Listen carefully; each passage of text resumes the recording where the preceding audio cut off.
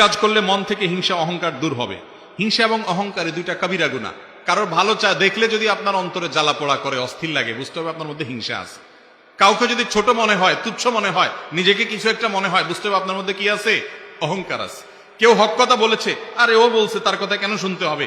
বাতারুল হক, হককে অস্বীকার করলেন, বুঝতে হবে অহংকার আছে। কেউ কথা বলতে গেলে, আরে রাখো তোমার কথা, দমায় রাখলেন, বুঝতে হবে অহংকার আছে। এই অহংকার দূর করার জন্য কি করতে হবে? নিজের চাইতে যাদেরকে ছোট মনে হয়, তুচ্ছ মনে হয়, সে মানুষগুলোকে বেশি বেশি সালাম দিতে হবে, তাদের সাথে বেশি বেশি মিশতে হবে, তাদের সাথে বেশি বেশি বসতে হবে। তাতে নিজের অহংকার দূর হবে ইনশাআল্লাহ। আর যার প্রতি হিংসা হয় তার জন্য দোয়া করতে হবে। দোয়া করলে ইনশাআল্লাহ কি হবে? অন্তর থেকে হিংসা দূর হবে। কাউকে আল্লাহ ভালো কিছু দিয়েছেন, আপনার কাছে খারাপ লাগতেছে, সে কেন পাইছে? হিংসা হচ্ছে। দোয়া করেন, আল্লাহ তাকে আরো দেন।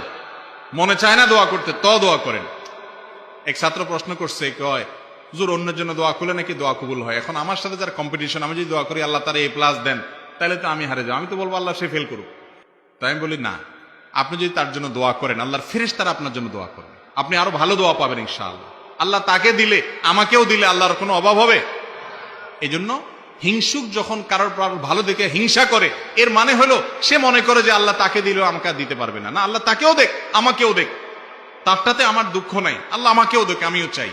এরকম করলে সেটা হিংসা হবে না।